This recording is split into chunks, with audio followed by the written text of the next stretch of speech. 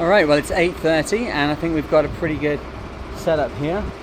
See, the boom is now off, and on the side deck it's sitting on the fenders, and I've created a lifting bridle for the crane, which is already here, to hopefully lift it up.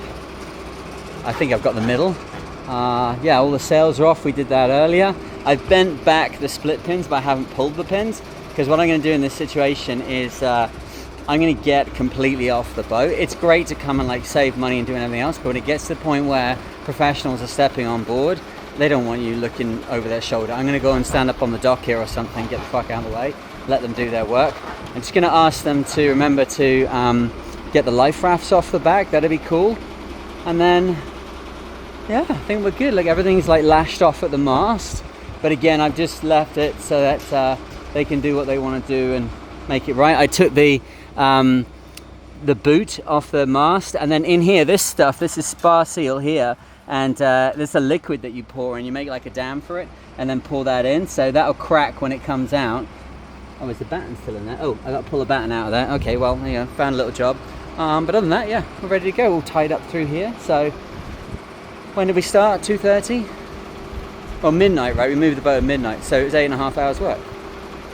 All right, time for a rest.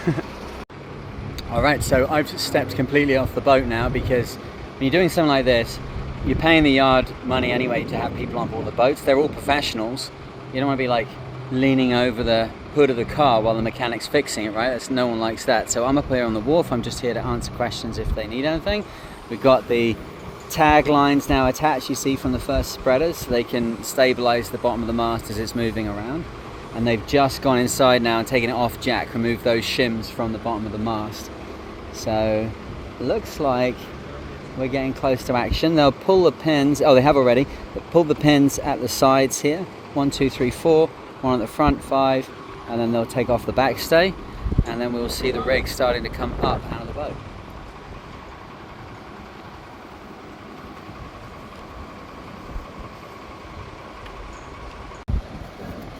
Alright, so it's starting to get the backstay off now. See, and the pins are starting to come out. So very, very quickly, we're going to be down. Look at the sag and the forestay now. Right, the whole mast, that 3 inches of aluminum plates underneath the mast, it's all gone now. So now we've got wicked sag in the stay, and the crane driver just told them they had 1,500 pounds on the meter. So we'd guessed 2,000 for the whole hoist, because they're using the crane on basically full extension, and we're down in the well so that they can lift up high enough to clear the mast from the deck, you know, because it's got to go up a long way. So it's looking very, very good.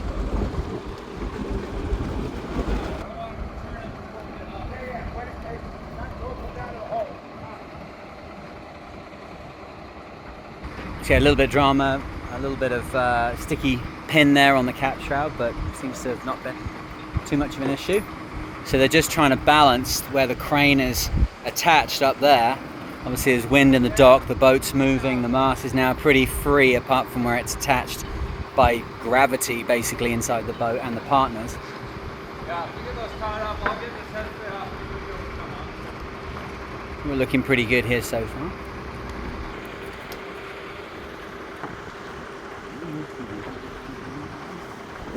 Okay, now we can see the mast coming up, and if you look carefully you can see the spar seal dam is coming up above the level of the deck, so that's that flooded section of epoxy, what kind of epoxy, that goes in around the mast to create like partner chocks. Instead of having chocks that go in there you would do traditionally, you just put the mast in where it needs to go, create a dam underneath, flood that stuff in, and it's a seal which is also a set of partners. Oh look, some ducks.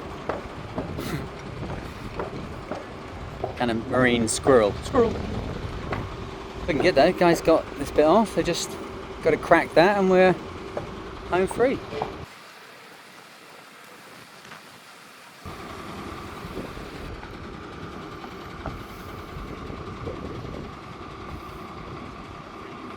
Good thing now is once it's separated from the boat, we don't have to worry about waves coming in or too much weight going on the partners or anything, so we can relax a little bit here.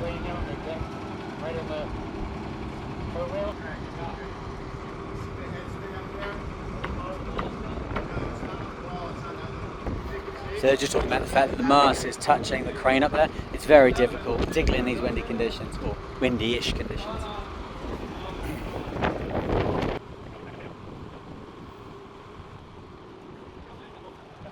Okay, they've cleared the snag here. Good, we've got the taglines onto the dock now. It's a problem with these masts. What I'd often do in this situation is attach it a little bit lower, and then above it create a purchase, so that where you've got the mast hanging, it wants to hang more horizontally, and then you can get the mast away from the head of the crane. Otherwise, you get a lot of this, right? That's why you step aside, paying these guys to do it. If there's damage, they'll repair it.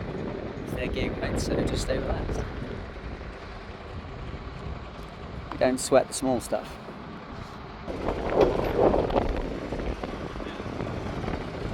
Okay, and now we are starting to get the mast horizontal. See, they're pulling the bottom of it with the forklift.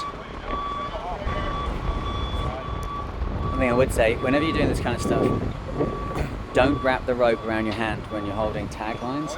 You're better if you know how to make a alpine butterfly very quickly, and then don't put your hand through the loop. You make the hole very small on the loop, and then you're holding onto it and you've got some purchase. But if shit starts to go wrong, you can let go of it. I've seen this job go very, very terribly wrong, with the mast completely inverting and people being thrown like 30 feet, like caught up in the lines.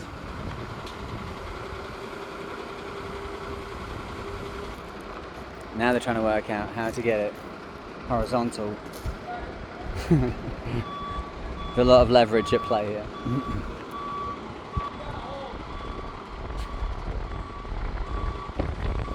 Yeah, we'll get a more crazy angle view.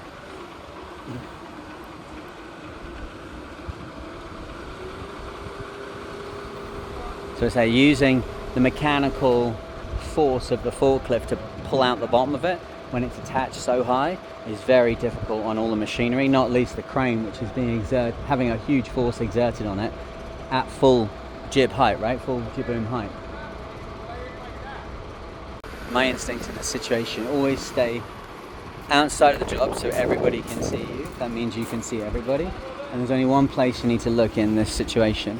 It's the pads at the back of the crane and the forklift. If the machinery starts to lose contact with the ground because of these leverages, that's when things will go wrong. Think of the forces that are acting on this now. A very tricky situation they created for themselves with. Having to lower it on full boom on the truck. It's a big ask.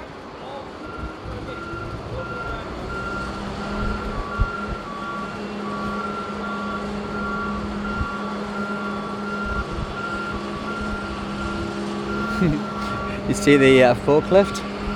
It's got 1 meter, no, maybe 1.5 meters to go. 3 feet, 2 feet, 20 centimeters.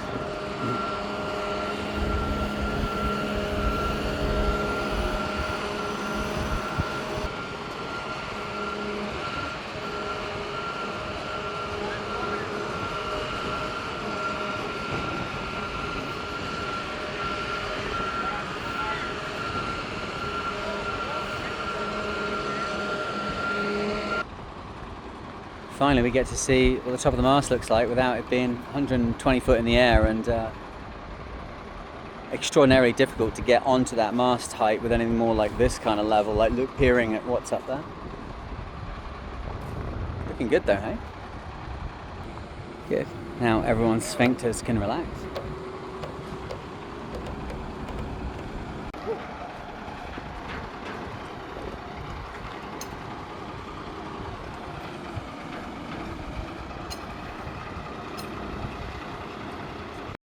All right, this just seems like a matter of course after the mast, but travel lift getting into position between you and me. I think 51% chance this is going to work. Because if you think of how much boat is underwater, there's only 3 foot in the canoe body, maybe 4 on this boat. So it's got to lift the entire canoe body, the entire keel, and it's got to lift it up over the sides of this well. So there's 14-foot drag plus the side here, like 8. So we're going to need to have like 22-foot clip. There's a 22-foot on those wires. We're about to find out. I think I just fell in love. Look at this thing. Look at it. It's so beautiful. Like, technically, it's so awesome. Like, once you can see it, like, once I can see it like this, I kind of understand more what I've been driving around in. Holy mackerel, my phone makes it look like it's crazy blue. It's not quite that blue in real life. It's making my shirt look the same. Look at this. And then look, I got a little Ranger stair truck to get up the back. So this is great. And look, the keel seems to be made of pure unobtainium. What is that? It was a long day. Oh, and look, then the mast. The mast is over here. Look how big this mast is. So I worked on it. I still haven't slept, but I got it all ready, and then they lifted it. We could have done it a better way, but I was very quiet. And then when they lifted the boat out, I did say to them, you won't get it out with those straps. No, it'll be fine, it'll be fine. They got it up, and it was like 3 feet. It wouldn't get over the lip of the well. They were like, oh, just put it all the way back in. It waited like 2 hours. But sure, look at this mast. Look at all this. So, didn't clean that bit of the water line. I'm really wishing I had now. So, very, very happy here. Very anti-foul-y.